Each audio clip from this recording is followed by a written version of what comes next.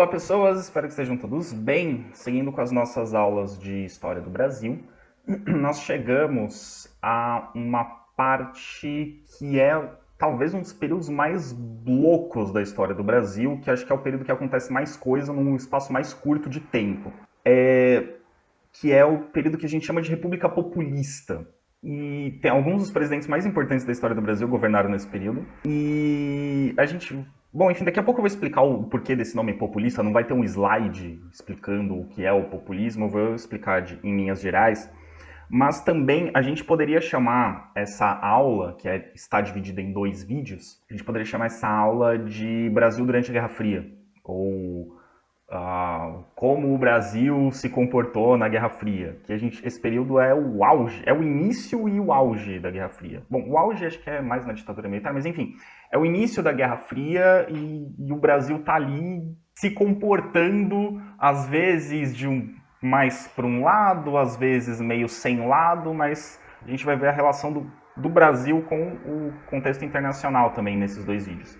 Mas o mais importante é a gente entender que esse período aí, que é um período de menos de 20 anos, um período de 18 anos, acontece muita coisa. E é um período, vocês vão ver que é um período bem doido, assim. Mas enfim, antes da gente iniciar aqui a nossa discussão sobre a República Populista, queria só comentar 2 coisas com vocês. Primeiro, eu acho que eu devia ter usado essa camiseta, que é a camiseta com a bandeira do estado de São Paulo, no vídeo que eu falo da Revolução de 32, eu só percebi isso depois. E segunda coisa é que os vídeos da aula de Getúlio Vargas, o selinho que aparece aqui do lado da minha cara aqui, estava escrito Sociologia, e acho que vocês nem repararam que estava escrito Sociologia, mas é aula de História, tá? São vídeos de aula de História, foi um erro de edição nos vídeos, mas enfim. Não vai fazer muita diferença na vida de vocês. Bom, só para vocês entenderem, pessoal, a dinâmica desses vídeos, para os vídeos ficarem mais ou menos equilibrados, com a mesma quantidade de slides num vídeo e no outro, o primeiro vídeo a gente vai falar sobre os 2 primeiros presidentes desse período da República Populista. Foram 5 presidentes nesse período. A gente vai falar dos 2 primeiros, que foram o Eurico Gaspar Dutra e o Getúlio Vargas. Sim, ele volta. A gente vai terminar esse vídeo falando sobre o governo de Juscelino Kubitschek, o JK. E no segundo vídeo a gente vai continuar falando do Juscelino Kubitschek, né? Como são 5, ficou 2,5 no primeiro vídeo, 2,5 no segundo vídeo. Então, aí no segundo vídeo a gente vai terminar de falar sobre o JK, a gente vai falar sobre o Jânio Quadros, que ficou só 7 meses no governo, mas foi o suficiente para causar muito alvoroço, e a gente vai terminar falando sobre o João Goulart, que aí já é meio uma introdução ao próximo assunto, que é a ditadura militar. Vamos lá. República Populista. O primeiro presidente foi o Eurico Gaspar Dutra. Mas antes da gente falar do Dutra, deixa eu só explicar para vocês rapidamente o que quer dizer esse populista. A expressão populismo é uma expressão da ciência política e ela é utilizada com muitos sentidos diferentes. Mas em geral, a gente se refere ao populismo na política, ou melhor, a gente usa essa expressão populismo para se referir a governos que têm forte apelo popular, que baseiam a sua ação em manter-se populares. Então são governos que buscam sempre agradar o povo. Aí vocês vão falar assim, professor, mas o objetivo do governo não é agradar o povo? Não. O objetivo da política, o objetivo de um governo, pelo menos de um governo honesto e correto, é tomar medidas, tomar decisões que vão beneficiar a população a curto, médio e longo prazo. Tomar medidas que vão trazer benefícios para a população. E, às vezes, medidas que trazem benefícios são medidas impopulares. Vou dar um exemplo. Num momento de crise, por exemplo, pode ser necessário que o governo tenha que aumentar impostos para aumentar a arrecadação. Imposto normalmente é uma medida impopular. As pessoas não gostam de pagar mais imposto, mas em alguns casos isso é necessário. Se é melhor para manter a estrutura daquele país, para manter o funcionamento daquele país, aumentar o imposto, o governo tem que aumentar o imposto, mesmo isso sendo uma medida impopular. Os governos populistas, pelo contrário, eles vão sempre procurar adotar medidas populares, medidas que agradam o povo, medidas que vão ter sempre uma repercussão positiva. Então, eles se baseiam muito nisso, em manter o povo contente. E também vão se esforçar em criar, os políticos populistas, em criar uma imagem de pessoas legais e de serem sempre amados pelo povo. Só que isso tem uma contrapartida, porque às vezes a medida popular, a medida que mais agrada o povo nem sempre é a melhor decisão, e a gente vai ver isso ao longo desses vídeos. Então o populismo ele tem esse problema, ele busca ser sempre simpático ao povo, mas nem sempre o ser simpático faz com que ele tome as melhores decisões. E só para vocês entenderem, assim, nos últimos anos falou-se muito do Lula como um presidente populista. O Lula, de fato, foi um presidente muito popular. Ele sempre teve altos índices de aprovação. Sempre houve uma grande parte da população que gostou do Lula, né? Ele é uma figura popular, ele é uma figura carismática. Então ele baseia muito do poder político dele na sua relação com o povo. Mas há uma discussão em classificar o governo do Lula como um governo populista. Na América Latina, de um modo geral, os políticos que têm perfis parecidos com o do Lula são chamados pelos seus opositores de populistas. Populista virou meio que um xingamento, meio que uma acusação, assim, você é o populista. Mas não necessariamente. E também, assim, né, um fenômeno do populismo, disso que se chama de populismo atual, é que chama-se os políticos de esquerda de populistas, né? Nessa época da República Populista, esses governos eram alguns desses governantes eram um pouco mais inclinados à direita. Mas a grande questão do populismo é que ele é difícil de classificar como sendo de esquerda ou de direita, porque ele vai sempre adotar medidas populares. Então, às vezes, vai dar a impressão que ele é de esquerda, porque ele vai estar agradando os sindicalistas. Às vezes vai dar a impressão que ele é de direita, porque ele está agradando os empresários. Então, o populismo não é necessariamente de direita ou de esquerda, tá? Então, e esse período é um período que vocês vão ver que é difícil de classificar. O Getúlio Vargas, ele é de direita ou de esquerda? Certas coisas que ele fez fizeram ele ser acusado de comunista. Mas vocês viram que no primeiro governo dele ele perseguiu comunistas e teve apoio dos integralistas, da extrema-direita do Brasil. Então, é complexo esse período. Mas vamos lá. O presidente desse período foi o Eurico Gaspar Dutra, que era um general do Exército.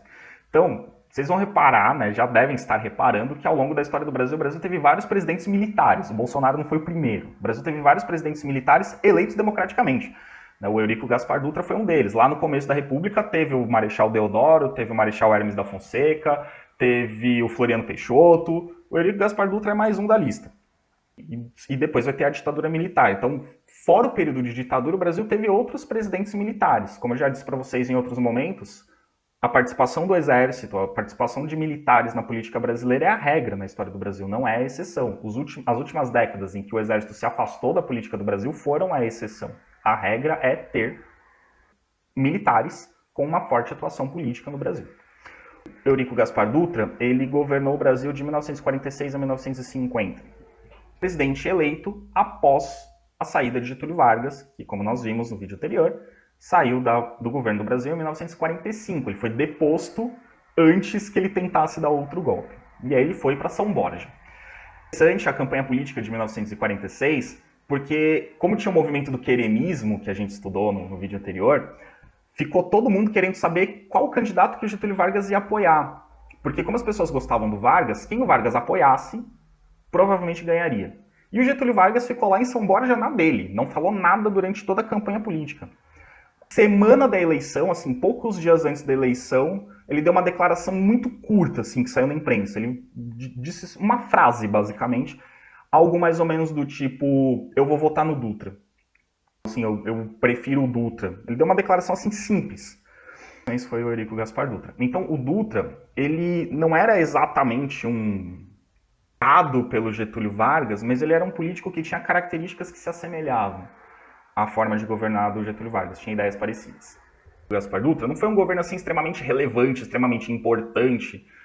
Ele governou ali, foi ok, digamos, mas tem alguns detalhes no governo Dutra que ajudam a explicar os anos seguintes da política no Brasil. Então ele venceu as eleições em 1945, assumiu em 1946. Dutra, o Brasil, primeiro, se coloca claramente do lado dos Estados Unidos na Guerra Fria. O Dutra faz o Brasil ser um país alinhado às ideias norte-americanas. Então o Brasil é um país alinhado ao bloco capitalista, com o governo Dutra.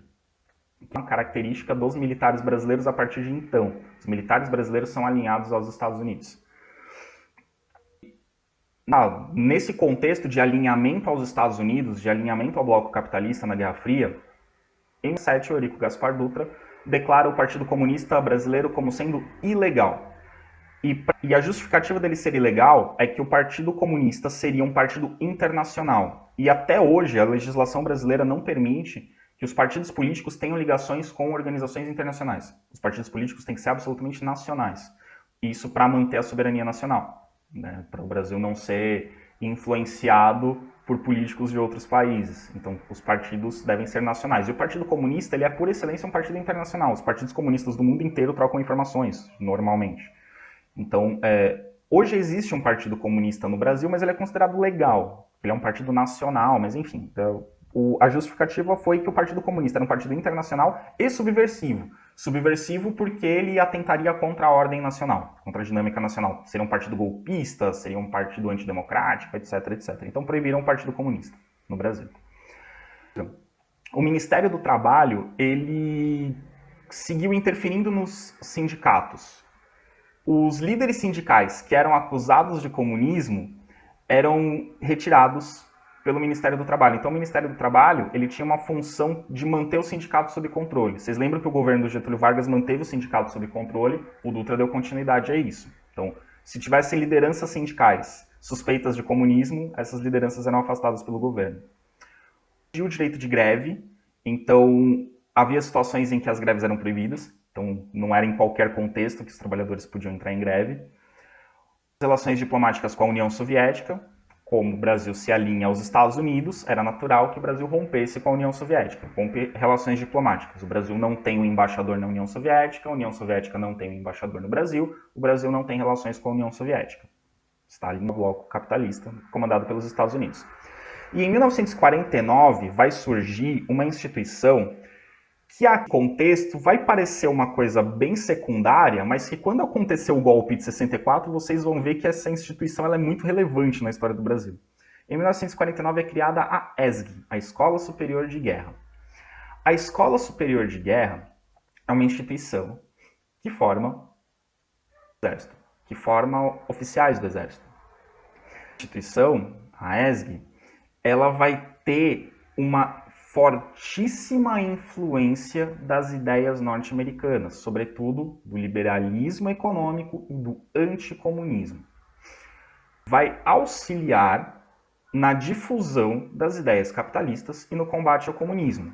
Então, os oficiais do Exército Brasileiro vão ser doutrinados a defenderem o capitalismo e a odiarem o comunismo. O comunismo vai ser visto como o inimigo a ser combatido. Então o exército vai se colocar à função de combater o comunismo. A ESG acabou formando uma elite intelectual dentro do exército, e essa elite intelectual defendia a ideologia norte-americana. Então a gente vai ter no exército brasileiro uma elite intelectual absolutamente alinhada aos Estados Unidos, aos ideais do capitalismo, aos ideais do liberalismo econômico e absolutamente contrária ao comunismo. Percebam que antes, até a época do governo Vargas, como a gente viu nas aulas, principalmente oficiais de baixa patente, como os tenentes, por exemplo, havia uma forte presença de ideias comunistas. A gente teve muitos tenentes, inclusive algumas revoltas de tenentes inspiradas por ideias comunistas.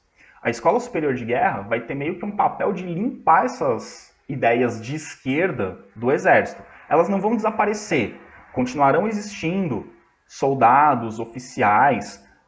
Conforme vai subindo o cargo, isso vai se tornando mais raro, mas ainda vão existir oficiais com ideias de esquerda, mas eles vão se tornar cada vez mais raros. O pensamento predominante do exército brasileiro passa a ser um pensamento capitalista, pró-Estados Unidos e absolutamente anticomunista. Então a ESG vai ter essa função. Guardem essa informação porque ela vai ser importante quando a gente for estudar o golpe de 64. Slide, né? Depois do Dutra, ele está de volta. Getúlio Vargas. Em 1950 nós temos eleições. Vargas sai e resolve se candidatar a presidente. Ele governou o Brasil durante 15 anos, de 1930 a 1945, saiu, foi deposto, convocaram eleições, ganhou o candidato favorito dele, e o candidato favorito dele manteve algumas políticas que o Vargas tinha iniciado, a política econômica se manteve igual, a perseguição aos comunistas se manteve igual, manter os trabalhadores sob controle se manteve igual, tudo isso se manteve igual. Termina o governo, eleições, Vargas vence com tranquilidade. O povo ama Getúlio Vargas. Então o povo quer Getúlio Vargas de volta no poder. E Getúlio Vargas diz que retorna ao poder nos braços do povo. Ele usa essa expressão. Ele saiu porque foi deposto, mas ele retorna nos braços do povo. Então ele diz assim, olha, da outra vez disseram que eu assumi por causa de um golpe. Eu tinha apoio popular, mas eu não ganhei as eleições. Tudo bem que foram fraudadas, tá? Mas tá. Agora não tem conversa de que eu sou ditador, de que eu sou golpista. Eu ganhei as eleições. O povo me ama, o povo me quer no governo. Então Getúlio Vargas tem muito poder e muita autoridade para implementar as políticas que ele quer. E principalmente do ponto de vista econômico. Só que Getúlio Vargas é um governante extremamente popular entre os trabalhadores, entre as classes mais pobres. A elite brasileira não gosta tanto do Getúlio Vargas. Populista, ele gosta de agradar o povo. E quem gosta de agradar o povo lembra muito comunista. Então, tem uma discussão entre a elite econômica do Brasil a respeito da figura de Getúlio Vargas. E isso vai ser o cerne dos conflitos entre Getúlio Vargas e parte da classe política e da classe empresarial brasileira. O Getúlio Vargas, ele tem como ideal econômico o nacionalismo econômico. O nacionalismo econômico é um negócio que quem tem uma visão limitada sobre o que é esquerda e direita tem muita dificuldade para entender. O nacionalismo econômico ele pode ser de esquerda, ele pode ser de direita. Na verdade, ele não é necessariamente capitalista ou necessariamente socialista. O nacionalismo econômico, basicamente, é você ter uma economia nacional forte que dependa o mínimo possível de outros países, que dependa o mínimo possível de importações e que consiga exportar seus produtos. Então é você ter uma economia nacional forte, é privilegiar o que é nacional, para desenvolver a própria economia, é não ser dependente do capital estrangeiro. Essa é a ideia do nacionalismo econômico. E não do capital estrangeiro significa, sempre que possível, dificultar a entrada de empresas estrangeiras no Brasil e privilegiar a indústria nacional. Empresários, isso gera desconfiança entre políticos de direita e isso gera desconfiança dos Estados Unidos. Porque os Estados Unidos, essa forte relação que eles têm com o Brasil, desde o governo anterior, Getúlio Vargas, por sinal, para colocar empresas norte-americanas no Brasil, colocar produtos norte-americanos no Brasil e transformar o Brasil no mercado consumidor. Só que o nacionalismo econômico visa que o mercado consumidor brasileiro consuma produtos brasileiros. Então os Estados Unidos vão olhar para essas políticas do Getúlio Vargas e falar, peraí, você é o nosso mercado consumidor? E o Getúlio Vargas vai falar, esse mercado consumidor não é de vocês, esse mercado consumidor é do Brasil. Então tem como consumir produtos.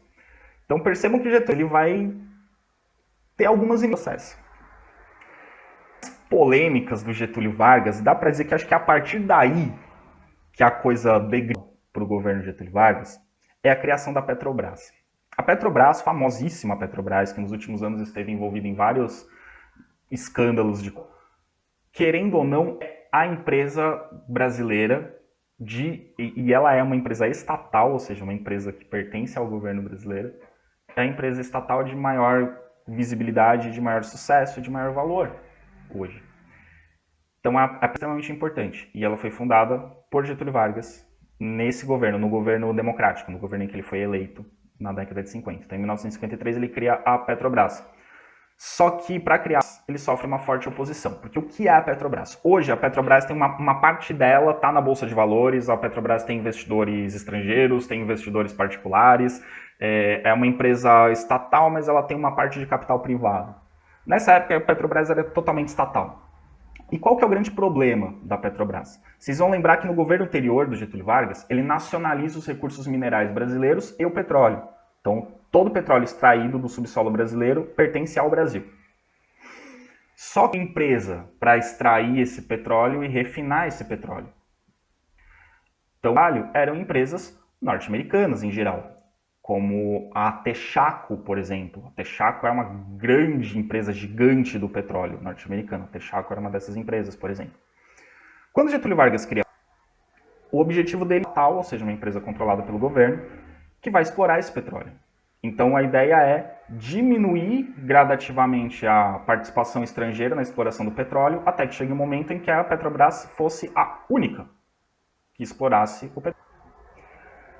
que vão causar desconfiança na direita, em quem segue ideologia capitalista, e o exército brasileiro, que está sendo formado pela ESG e que tem a ideologia capitalista. O presidente estatal, não é iniciativa privada, é uma empresa estatal, então nos meios de produção, e ele quer nacionalizar a produção, né? Ele não quer que empresas privadas participem dessa produção. Então, um determinado setor, e um setor importantíssimo da economia, que é a produção de petróleo, ou produção de combustível, seja de particular, seja estatal.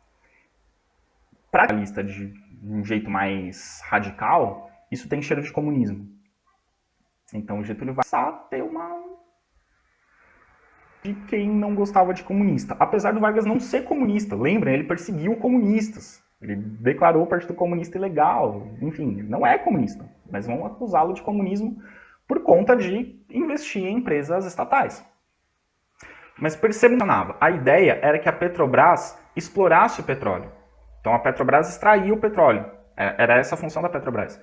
Quem fazia a distribuição do petróleo continuavam sendo empresas particulares estrangeiras. Mas Estados Unidos, investidores particulares queriam ganhar dinheiro também com a extração do petróleo. Mas a ideia de Getúlio Vargas é, se a gente tiver uma empresa estatal extraindo o petróleo, a gente tem controle sobre esse setor estratégico da economia. E o nacionalismo econômico visa que o país tenha controle sobre os setores estratégicos. Okay? Surgiu a campanha O Petróleo é Nosso, que percebam, é um slogan absolutamente populista. É virar para as pessoas falarem, olha, o Brasil tem petróleo, e esse petróleo é de quem? Esse petróleo é nosso, esse petróleo é do povo. Esse petróleo é do povo brasileiro. Se ele é do povo brasileiro, ele não tem que ser explorado por empresas e por interesses estrangeiros. Ele é nosso, ele tem que gerar riqueza para o nosso país, para a nossa população. Então é um slogan para atrair a população. Essa foto é de 1952, é de antes da criação da Petrobras, mas o Getúlio Vargas já está batalhando para que a Petrobras surja. E aí, numa dessas minas de extração, ele suja a mão com petróleo e é fotografado com a mão suja de petróleo, né, para fazer essa campanha O Petróleo é Nosso. Percebam que essa foto, só um parênteses, essa foto é muito parecida com essa foto, que aliás são várias fotos como essa que o presidente Lula, em 2006, tirou. Nessa época, foi descoberto no Brasil, pela Petrobras, uma reserva de petróleo no mar, né, no litoral brasileiro, gigantesca, e que, se explorada corretamente, poderia fazer com que o Brasil se tornasse autossuficiente em petróleo, ou seja, que o Brasil não precisasse mais importar petróleo de outros países. Então isso geraria para o Brasil um grande crescimento econômico. Então é muito simbólico, coincidência, não é à toa que o Lula tenha tirado essa foto também. Faz referência a essa ideia de que o pré-sal é nosso e de que ele vai ajudar o Brasil a se tornar um país mais desenvolvido, vai enriquecer, etc. e tal. Então tem relação entre, ou as várias fotos que o Lula tirou, né, fotos semelhantes a essa, com a foto do Getúlio Vargas. E também percebam, né, tem um lado de populismo, né, essa coisa do olha a nossa riqueza nacional e olha quem estava no governo quando nós descobrimos essa riqueza, quem foi o líder que ajudou nessa descoberta. Então tem essa relação, né? Dois momentos diferentes, né, da história do Brasil. A mesma empresa, né, ou o mesmo produto, na verdade, sendo explorado para causar um sentimento de orgulho nacional. Olha como nós somos capazes. Ela se torna um símbolo do nacionalismo econômico. E é por isso que a Petrobras até hoje é tão polêmica. Sempre que algum governo cogita a privatização da Petrobras, isso gera uma forte reação contrária, porque a Petrobras é um símbolo nacional, querendo ou não. Ela historicamente é um símbolo do orgulho brasileiro.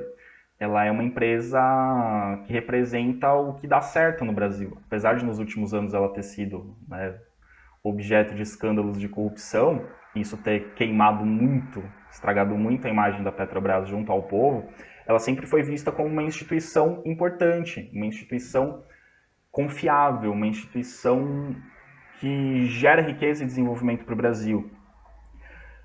Então, a Petrobras, né, com o governo Vargas, né, continua-se a campanha O Petróleo é Nosso, e reparem essa faixa, esse cartaz, o petróleo é nosso e a Petrobras também, em defesa do monopólio estatal do petróleo e contra os contratos de empresas internacionais. Então, o monopólio estatal, então o Estado ter controle sobre esse setor da economia. Monopólio estatal é o que o regime comunista faz com todos os setores da economia. O nacionalismo econômico não vai fazer isso com todos os setores, mas com setores que considera estratégicos. O nacionalismo econômico não deixa de ser capitalismo, mas é um capitalismo em que o Estado controla setores que considera estratégicos, e por serem estratégicos não devem ficar nas mãos de estrangeiros. O exército brasileiro, hoje é capitalista, o exército brasileiro vai ter isso muito forte no período da ditadura militar, o exército brasileiro tem um pensamento de nacionalismo econômico ou de nacional desenvolvimentismo. O exército brasileiro também considera importante que o Estado tenha controle sobre recursos estratégicos. Porque do ponto de vista militar, você ter controle sobre recursos fundamentais e estratégicos é importante, não permitir que o inimigo tenha acesso a isso. Então o exército brasileiro nesse ponto não é totalmente discordante. Só que o discurso do Getúlio Vargas, essa coisa populista do Getúlio Vargas, vai fazer com que desconfiem de um comunismo enrustido no Getúlio Vargas. Então isso vai gerar desconfiança. Só do Getúlio Vargas e dessas ações do nacional-desenvolvimentismo e do objetivo dele de desenvolver a indústria brasileira e de fazer com que o Brasil seja menos dependente da economia internacional, sobretudo dependente dos Estados Unidos, é uma época de crise. O Vargas enfrenta crises econômicas. Aliás, esse período aí da República Populista é um período de altos e baixos da economia. Então, é um período em que existe alta de preços e os salários estão baixos. Os salários não acompanham o aumento dos preços. E aí você tem uma série de greves em São Paulo, Rio de Janeiro, São Paulo, cidade mais rica do país, Rio de Janeiro, capital do Brasil, então, Santos, que é uma cidade que é onde está o maior porto do Brasil, e Belém, que é uma cidade que tem uma participação econômica, que tem uma participação industrial muito importante na região norte do Brasil. Então você tem grandes greves nessas cidades. O ministro do Trabalho era João Goulart. João Goulart é um político gaúcho, foi meio que um discípulo do Getúlio Vargas. Foi nomeado ministro, que para o Getúlio Vargas o Ministério do Trabalho era o mais importante, porque é o ministério responsável por manter os trabalhadores sob controle e por manter os trabalhadores apoiando o presidente. Então o Ministério do Trabalho era estratégico para o Getúlio Vargas. Ele coloca o João Goulart no Ministério do Trabalho e, como ministro do Trabalho, atende a grande parte das reivindicações dessas greves. Várias coisas que os grevistas pediram, ele atendeu como ministro do Trabalho. E além das várias reivindicações, ele deu uma coisa a mais, que nem os grevistas esperavam. Ele deu um aumento de 100% do salário mínimo. Ele dobrou o salário mínimo para que o aumento do salário compensasse a alta de preços. Ele dobra o salário mínimo. De novo, isso pode ser considerado uma medida populista, porque dobrar o salário mínimo significa dobrar um gasto que o governo tem que já é muito alto. Porque as pessoas falam assim, mas se aumentar o salário mínimo não interfere nada para o governo, porque quem paga o salário são as empresas particulares. Só que se você aumenta o salário mínimo, você aumenta o seguro-desemprego, você aumenta as pensões por morte, você aumenta o seguro-saúde, né, para quem está afastado por saúde, você aumenta a aposentadoria. Então tudo isso é gasto para o governo. Então ele dobrou um gasto. Então, nessa de ao dobrar as reivindicações dos trabalhadores e ter essa proximidade com os sindicatos, tentar construir uma boa relação com os sindicatos, tudo isso faz com que o governo Vargas comece a ser. Se antes era uma desconfiança, era um leve odor, agora passa a ser uma acusação séria. Vargas é comunista. Os jornais de oposição a Getúlio Vargas com que ele é comunista. Que o João Goulart é comunista. E o Vargas tem comunistas infiltrados planejando uma revolução comunista. Então, é interessante que o Vargas usou a ameaça comunista 20 anos antes para iniciar o Estado Novo, para dar um golpe e instaurar uma ditadura no Brasil. Agora estão usando a ameaça comunista contra o Vargas. Para vocês verem como ele era anticomunista, mas os inimigos dele achavam que ele era comunista. Então, Vargas, nos meios de comunicação, grande parte da imprensa, na imprensa tem um Carlos Lacerda, que era dono de vários jornais e um político influente. Ele é um grande opositor, um opositor ferrenho do Getúlio Vargas, ele vai publicar em todos os jornais dele notícias contra Getúlio Vargas. Getúlio Vargas é comunista, Getúlio Vargas é corrupto, Getúlio Vargas usa as empresas estatais para desviar dinheiro, Getúlio Vargas é um agitador social, ele faz discursos para jogar o povo contra os empresários, Getúlio Vargas isso, Getúlio Vargas aquilo. Então tem uma forte campanha contra Getúlio Vargas. O objetivo dessa campanha contra Getúlio Vargas, derrubar o Vargas, fazer o Vargas renunciar. Eles não querem que Getúlio Vargas continue no governo. Porque o Getúlio Vargas, entre outras coisas, apesar dele não ser comunista, não está agradando aos interesses, principalmente dos Estados Unidos no Brasil. Porque ao nacionalizar setores estratégicos da economia, ele diminui a participação norte-americana no Brasil. Ele desagrada a direita, porque a direita acha que ele é comunista por estar nacionalizando, estatizando setores estratégicos. Ele desagrada os empresários, porque os empresários querem participar dos setores estratégicos e ele está estatizando isso. E ao aumentar o salário mínimo, ele está aumentando. Ao conceder benefícios para os trabalhadores, ele está aumentando os gastos dos empresários. Então, Getúlio Vargas não é bem visto pela elite, pela direita e por quem defende a ideologia capitalista. Apesar dele ser capitalista.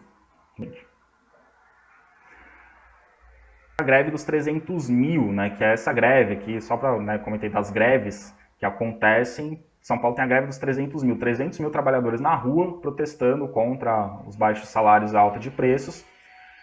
E nós temos, após essa greve, então, né, o ministro do Trabalho, o João Goulart, concede todos os benefícios e aí, tá dando coisa para os trabalhadores, daqui a pouco vai querer a ditadura do proletariado, vai dar um golpe comunista. Então, Getúlio Vargas e seus ministros são um bando de comunistas. E aí, fato na história do Brasil, que é daqueles fatos que... Esse não foi exatamente conhecido a morte do João Pessoa, que vocês estão lembrados, que o João Pessoa foi assassinado por um marido traído e usaram isso para dizer que ele tinha sido morto por motivos políticos. Aqui é um crime com motivos políticos, mas assim, o Getúlio Vargas deu um azar imenso, porque ele não tinha nada a ver com esse crime, mas todas as pistas e provas levavam a ele. Que foi o crime da Rua dos Toneleiros, ou o atentado à Rua dos Toneleiros. Carlos Lacerda, inclusive do Jornal do Brasil, que era um dos principais jornais do país na época, um dos jornais de maior circulação, Carlos Lacerda, sofre um atentado na Rua dos Toneleiros. Ele, junto com um segurança, sofre um atentado a tiros. O segurança, se eu não me engano, morre. O Carlos Lacerda é baleado na perna, mas sobrevive.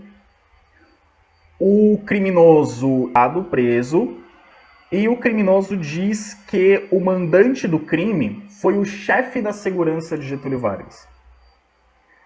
Então, quem mandou Lacerda foi o chefe da segurança de Getúlio Vargas. O que sai na imprensa? Carlos Lacerda, vou me matar. Percebam que não tinha como não achar que foi o Getúlio Vargas. O chefe da segurança do Getúlio Vargas contratou um cara para matar o Carlos Lacerda. Só que depois descobriu-se que o Getúlio não sabia disso. O chefe da segurança de Getúlio Vargas decidiu por conta própria eliminar um opositor de Vargas, sem o conhecimento do Vargas. Mas percebam que esse cara, ao tomar essa decisão, pôs a vida do Getúlio Vargas. Ele incriminou o Getúlio Vargas ao fazer isso. Então, na verdade, o mandante não foi o Getúlio Vargas, mas foi uma pessoa ligada ao Getúlio Vargas que fez isso sem o conhecimento do Getúlio Vargas, até explicar que focinho de porco não é tomada. O Brasil inteiro está achando que Getúlio Vargas mandou matar o Carlos Lacerda.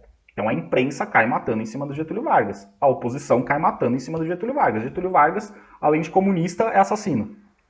Manda matar os opositores. Ele é autoritário. Ditador? Então. Lembra que ele perseguia a galera? Que ele prendia opositores? Que tinha ditadura? Então. Agora ele quer fazer a mesma coisa. Ele quer ser ditador. Ele quer acabar com a oposição. Getúlio Vargas não pode ficar no poder. E aí, pressão de boa parte dos políticos, ele sofre pressão da imprensa, ele sofre pressão dos Estados Unidos, né, das empresas norte-americanas, ele sofre pressão dos empresários brasileiros, mas ele ainda tem apoio popular. O Vargas, ele sabia, não conseguiria governar só com apoio popular. Ele sabia que ele precisava de apoio político, ele sabia que ele precisava de apoio dos empresários, ele sabia que precisava de apoio dos Estados Unidos. E com toda essa galera contra ele, ele não ia ter como. E aí Getúlio Vargas toma uma das decisões mais importante e mais uma palavra, assim, não adianta, as decisões mais surpreendentes e incrivelmente acertadas da história política do Brasil. Dia 24 de agosto de 1954, Getúlio Vargas decide não renunciar. Ele decide se matar. Que além de todos esses grupos que eu disse que têm oposição, que estão se opondo ao Vargas, os militares se opõem ao Vargas. Então, se você não tem o apoio dos militares, você não tem apoio político, você não tem apoio dos empresários, você não consegue governar. E aí os militares começam a pressionar Vargas. E o Vargas sabe que se ele batesse o pé para permanecer no governo, ele ia ser deposto pelos militares e haveria um golpe militar e os opositores dele assumiriam o governo. Getúlio Vargas, tão grande nas ideias políticas dele e no projeto de país que ele tinha, que ele não podia aceitar que a oposição assumisse o governo.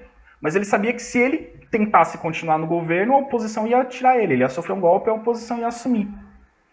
E é nesse contexto que ele decide sim. E os motivos que o levam ao suicídio estão na Carta Testamento, que eu não vou analisar com vocês, mas eu recomendo que vocês procurem depois a Carta Testamento do Getúlio Vargas. É um documento histórico incrível, em que Getúlio Vargas explica que ele foi pressionado a abandonar a luta dele pelo povo, sendo pressionado a abandonar suas convicções e que ele não ia desistir das suas convicções, mas que ele sabia que vivo não ia poder fazer isso. Então ele decide suicidar-se. Aí vocês vão falar, tá, mas ele se matou, a oposição assumiu o governo, certo? Café Filho, que era o vice-presidente dele, e que, apesar de ser o vice-presidente, ele já estava de acordo com a oposição, já estava se preparando para assumir o governo no lugar de Getúlio Vargas, mais ou menos a relação Dilma-Temer, Café Filho e Getúlio Vargas. Café Filho já estava com a oposição, só esperando o Getúlio Vargas ser deposto para assumir o governo. Só que quando o Getúlio Vargas, a notícia sai nos jornais na manhã, o Brasil vira o povo entra em desespero. Né? Existe uma grande comoção. O pai dos pobres, o político que amava seu povo, se matou. E não se matou por qualquer coisa. Se matou por pressão dos opositores, por pressão política dos opositores. Então o povo vai para as ruas não apenas chorar a morte de Getúlio Vargas, o povo caçar os opositores. Os jornais do Lacerda, as sedes dos jornais do Carlos Lacerda foram depredadas, foram apedrejadas, incendiadas. O Carlos Lacerda teve que se esconder para não ser linchado na rua. Casas de políticos foram alvo de protestos, políticos foram perseguidos, empresas que sofreram depredações, as cidades pelo Brasil foram destruídas pela população enfurecida pela morte de Getúlio Vargas. Com a população absolutamente opositores de Getúlio Vargas, ficaria absolutamente inviável a oposição assumir o governo. Então o Café Filho assume, mas ele assume mantendo o que Getúlio Vargas não está nenhuma grande mudança, e ele assume preparando as eleições de 1955. Em 54 até as eleições de 1955, o Brasil tem um período muito complicado, em que tem várias conspirações golpistas e conspirações de militares. E é muito interessante nesse momento, no final do governo Café Filho tem um golpe anti-golpe, porque o Café Filho não queria deixar que assumisse a presidência o vencedor das eleições de 1955, que foi o Juscelino Kubitschek. E o Juscelino Kubitschek era um político da mesma linhagem do Getúlio Vargas, com aspirações populistas, nacional-desenvolvimentista. Ele tinha ideias muito parecidas com a do Vargas em alguns setores. E o Café Filho não queria que o JK assumisse. Então ele chegou a arquitetar um golpe para impedir que o JK assumisse. Mas aí houve o exército brasileiro que deu um golpe, depois Filho, após as eleições, o Café Filho foi deposto, assumiu o presidente da Câmara, que quando o vice-presidente não pode governar, o presidente da Câmara que assumiu o presidente da Câmara, e eles mantiveram essa estrutura até que o JK assumisse. Então, perceba a tensão que teve. Precisou ter um golpe para não ter um golpe. Precisou ter um golpe para que o presidente eleito assumisse. Para vocês terem noção da... O suicídio do Vargas fez com que as forças políticas aliadas a ele ganhassem muita força. O povo votou em massa nos políticos que eram ligados ao Getúlio Vargas. O povo votou em massa em quem tinha ideias parecidas com a do Getúlio Vargas. A ideia era não deixar morrer as ideias do Vargas. O Vargas se matou porque queriam silenciá-lo e o povo não deixou que as ideias do Vargas fossem abandonadas. Então o suicídio do Vargas foi talvez o maior golpe político da história do Brasil.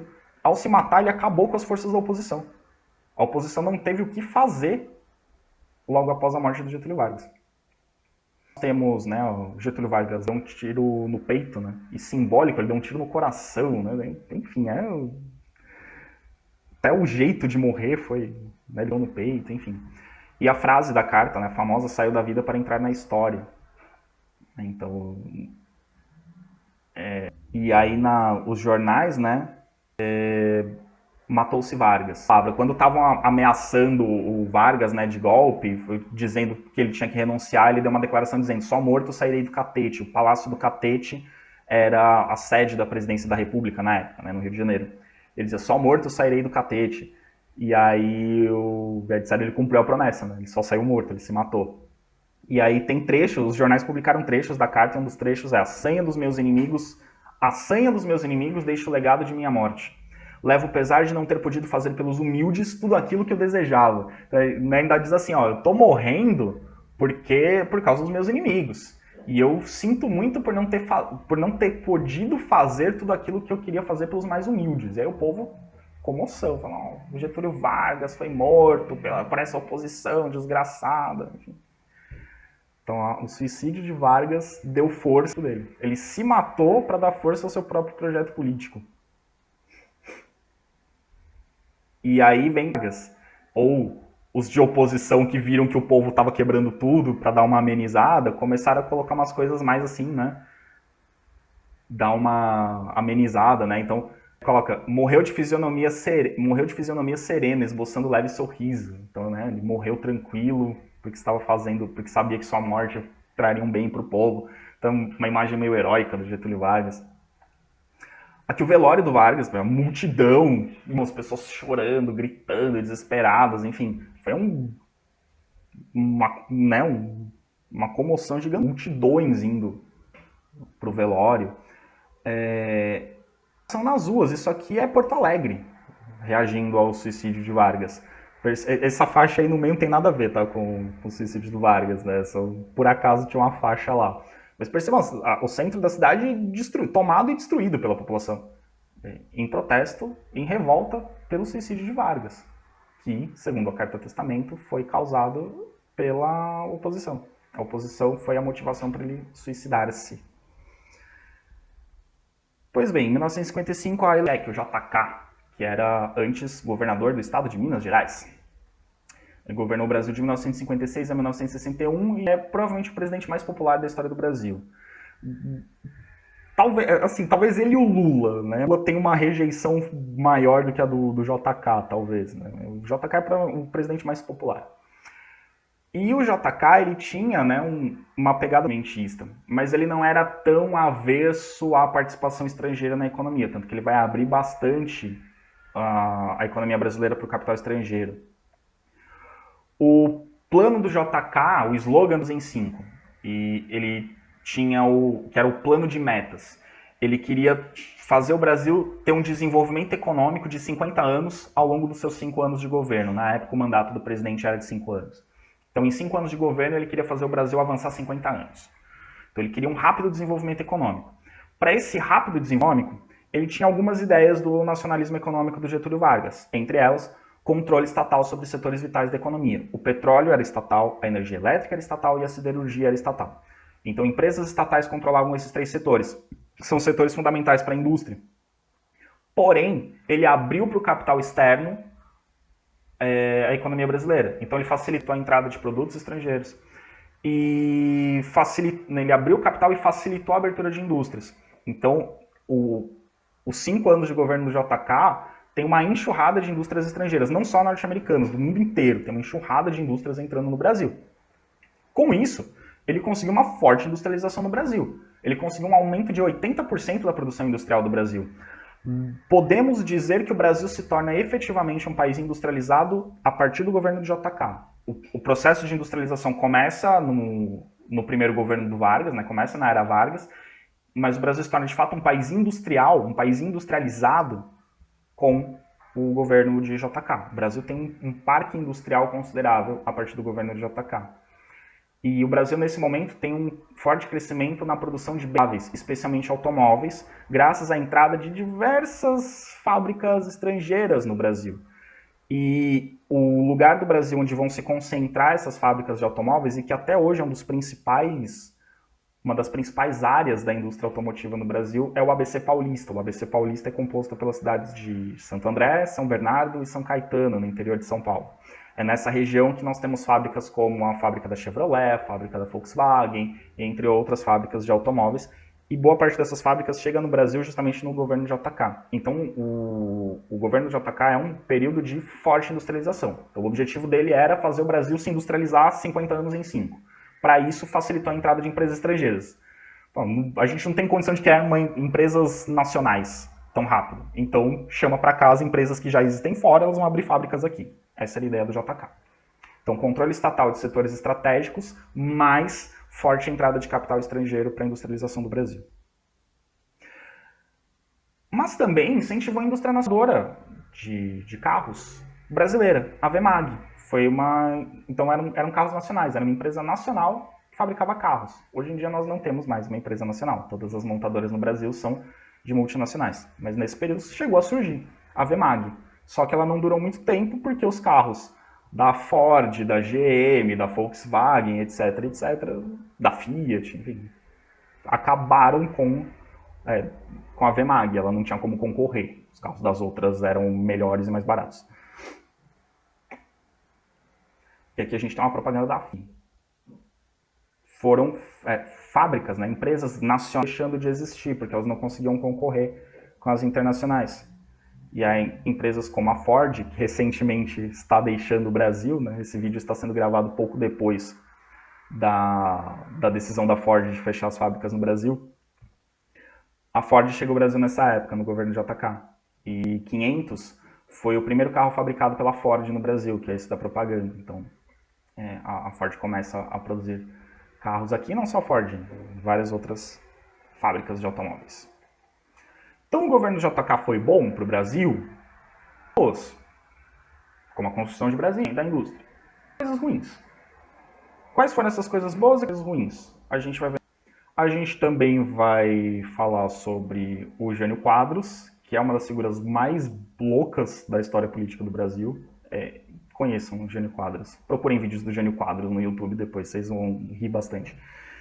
E vamos falar sobre o João Goulart, que é o último presidente desse período e a transição para a ditadura militar. Até o próximo vídeo.